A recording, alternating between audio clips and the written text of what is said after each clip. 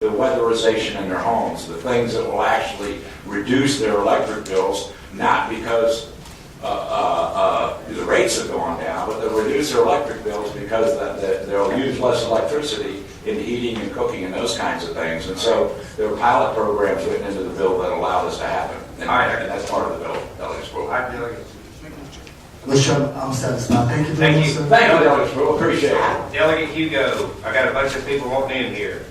Yes, Mr. Chairman. There's been a lot of smoke on this issue over the last couple of days on this. I guess the question you were talking about the coal plants having to shut. One of those shut early. One of those, I haven't been here that long, was built relatively recently. What's the? I think the newest coal plant would be the sole coal plant left remaining. It's in Southwest Virginia. I believe Delegate Kilgore, Mr. Chairman Kilgore, excuse me, sir, could be far more of that. But that would be the only one that hasn't built. But some of them are not that old. Perhaps it's somebody from Dominion could put it in. When was that built? I'm just saying, those things have got to have a 30 or 40 year lifespan. A little help, Mr. Wheatley. All right. Delegate Hugo, Dan Weakley with Dominion. The newest coal plant we have out there is the Virginia City plant, which started commercial operation in 2012. And so the issue that we're working through here is... So we'd be closing a coal plant that's 3 or 4 years old. Actually, hopefully not. What were the 4 plants that Senator Wagner referenced is, when you look at, this rule is very different than any other rule that's ever been come down by EPA on a couple of fronts. First of all, let me just say this, Dominion is not opposed to the Clean Power Plan policy. What we have concerns about is Virginia's treated fairly, and I think that's most of the concerns I've heard from Governor Collins and many other elected officials. But I think the one thing to remember is, this is very different than any other rule. There is no technology exists today that we could put on any of these plants to reduce carbon dioxide. It does not exist today, and it's nowhere on the horizon. So other plans that have come out from EPA, we've been able to put those back in controls. Chairman, one more question. Yes. Delegate Hugo. I think I got a lot of, from Senator Wagner, if this bill doesn't pass, what happens? Rates go up. What about the biannual review? Why not just continue with them if the bill fails? What does that mean for everybody? Yeah, and Senator Wagner was exactly right. First of all, there are 2 ways to look at this. The State Corporation Commission put out the report maybe August, September timeframe that said their initial review of the plan, of the EPA plan, would cost Virginia ratepayers between $5.5 and $6 billion. And they testified at a previous hearing that they equated that to about a 22% rate increase. So if I could lay that aside on one hand. The other side of it is, of the 4 primary coal plants we're dealing with, excluding Virginia City just for a second, Dominion ratepayers have about over $2 billion left of value in those plants. So if we shut them down early, did I say million? It's billion with a B, excuse me. And so the stranded cost. And so basically what would happen is somebody's going to have to pay for that during this period of time. What Senator Wagner's bill was, quote, he wanted to get through the year 2020, which is the beginning of the EPA plan, by the way. His comment was, I want to hold rates where we can, as close as we can, and I want to save those jobs and save those facilities until this plan goes through all the court challenges. So the long answer is, through this plan, is we're shifting the responsibility away from the Virginia ratepayers on any stranded costs, and we're shifting that to the Dominion shareholders for this period of time. Because we've added that provision and given the SEC more authority on shutdowns than they have today, we're able to do that.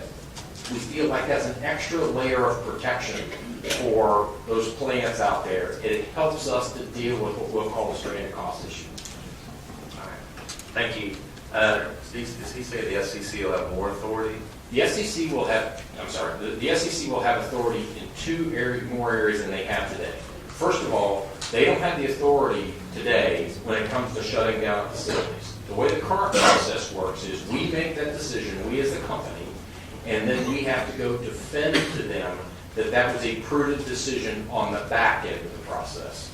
This bill completely reverses that and says they will have to give us that authority on the front end now. So all the stakeholders, you as the General Assembly, the environmental community, The business community can all intervene in that process to say, why would we want to close them now? That's new. The second part that is new is under the current processes, we have an integrated resource plan. Every 2 years, we go in and make a filing to the State Corporation Commission, which the General Assembly passed this. It says, what's your best guess what the fuel mix will look like 15 years from now? We have made the case that says that we've never seen a period of unrest like we have right now. We're saying 2 years is too long. What we recommend is we do that on an every year basis, what we think that look ahead will look like. And the bill further says that both the SEC and DEQ should not only evaluate those plans, but make recommendations to this body on how this rule and other rules impact the Commonwealth and how the state should move forward. So it's expanded in those two areas. I would say to the members, we are going to hear from the State Corporation Commission in a few minutes too.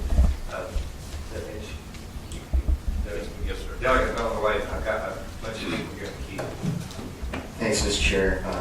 Senator, at the end of the rate freeze, will the ratepayers see a increase in rates?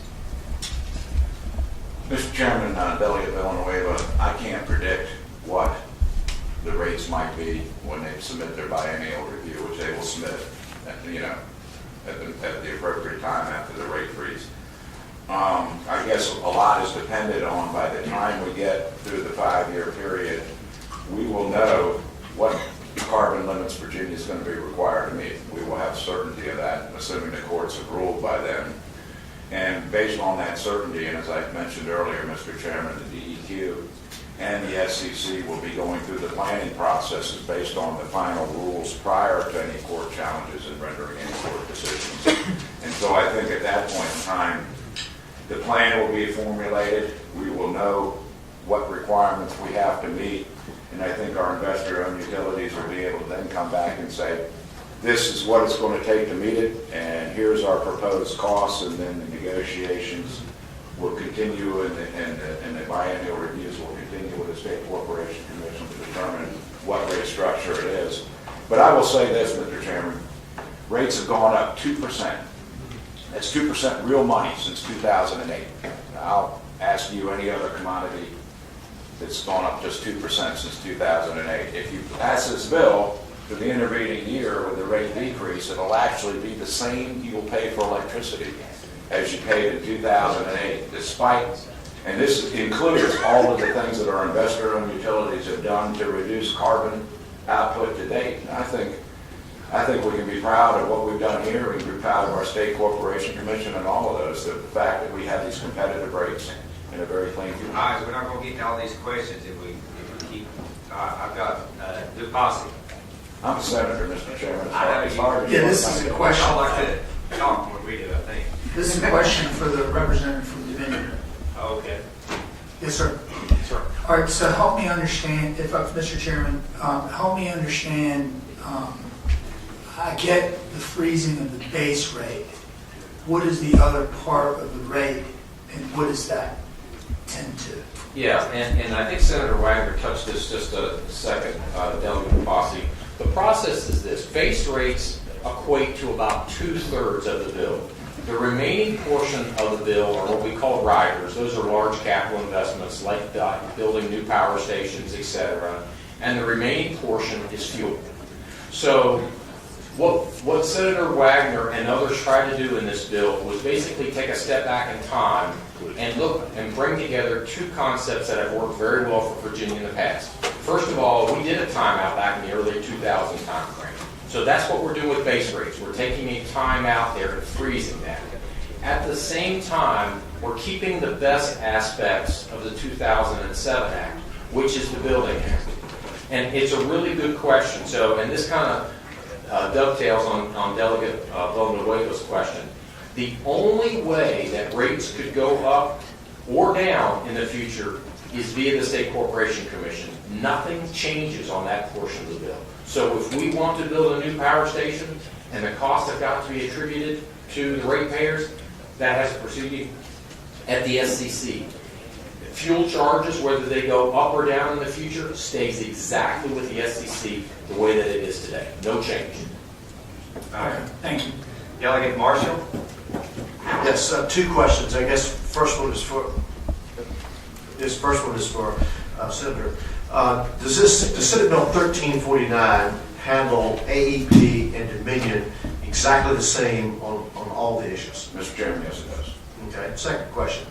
All right. That's the shortest answer I've heard from you today, Frank. Well, after that chastising, Mr. Chairman, I'm not, yes, sir, no, sir. You're All right, so I guess this was for Dominion. So let me see if I understand. So we're going to have a base rate for 5 years. And so the base rate is going to stay the same for 5 years. But years 6 and 7, then it will go back to the State Corporation Commission for review for the base rate. So the first 5 years will be off the table, and then it will only be reviewed for year 6 and 7? That's correct. And during that period of time, the two utilities will take on all the risk associated with any storm damage. So any major storms, hurricanes, thunderstorms, any abnormal weather whatsoever is the responsibility of Dominion and APCO. There will be no process where we can pass those costs on to the ratepayers at all. We take on all that responsibility. Delegate Joanna? Based on that same question again, Is to Dominion or to Dane? I mean, to Dane. Dominion or the Senator? Dominion, Dane. Dane. Delegate Joanna? down here, I got you. I'm looking at this. let me ask you this. Let's assume Dominion's healthy and they make a profit in the next 5 years. On the 6th and 7th year, will that rate be increased on the profits that they have made, or is that rate going to go back to the first year where they were? Yeah, it does not have a look back, delegate. It will begin exactly the way that we're doing. So we're freezing the process for Dominion through January 1st of 2020. And then we will go back to the exact same review process that we have today, which is a 2-year review. So whether we will over-earn or under-earn, the SEC will determine that. Prior to going into that, we will have a rate case right now, our annual review, that will look at the earnings that took place in the last 2 years, and that proceeding will take place this fall. So that would have been for calendar years 13 and 14. So it truly is a timeout for that 5-year period of time. Delegate King? Thank you, Mr. Chairman. Mr. Chairman, just if I make one correction, and I apologize to Delegate Marshall. Correcting. The one thing is treated exactly the same, both utilities, with the exception of the rate freeze for APCO is just 4 years, not 5 years. And I admitted that point. Let's say that one more time. Everything is treated exactly the same with regards to investor-owned utilities, save one exception. The rate freeze for APCO was only 4 years, while the rate freeze for Dominion is 5 years. And that has to do, my understanding, with the fact that cases are heard. Right, the cases are heard of. On all years. Right. Delegate King? Sorry, sure, no problem. Well, first of all, I'm new to this subject as well as this committee, so this is the first time I'm taking a look at this, and so I'm trying to just understand what this bill would do and what it wouldn't do. And also take a cue from my good friend from Fairfax, as Dave Alvey would say, talk to me like I'm Dave Alvey, or talk to me like I'm explain to me exactly how this bill works, because I'm trying to understand if the EPA comes up with regs, whenever it does and it becomes finalized, it would affect all 50 states, and yet we're trying to do this uniquely for ourselves and not patterning this on what other states are trying to do. Just wanted to understand why Virginia has to do something that's unique that other states are not doing. And Mr. Chairman, Delegate Keene, I don't know what other states are doing, but the regulations as they were presented, they will be final this year. The states then have an intervening 12 months to formulate a plan to meet those regulations. The plans are then submitted, and EPA has an indeterminate period of time, as only the federal government can have, to make a determination whether the plan is adequate, inadequate, or needs modification. And so then the horse trading becomes simultaneous. Once these rules become, actually before they become effective, with 12 states already filing lawsuits, one would anticipate that a lot more states are going to be filing lawsuits once the rules are final. So you parallel with the planning, and I mentioned the planning process in my initial presentation, you have the lawsuits and the issues being resolved by the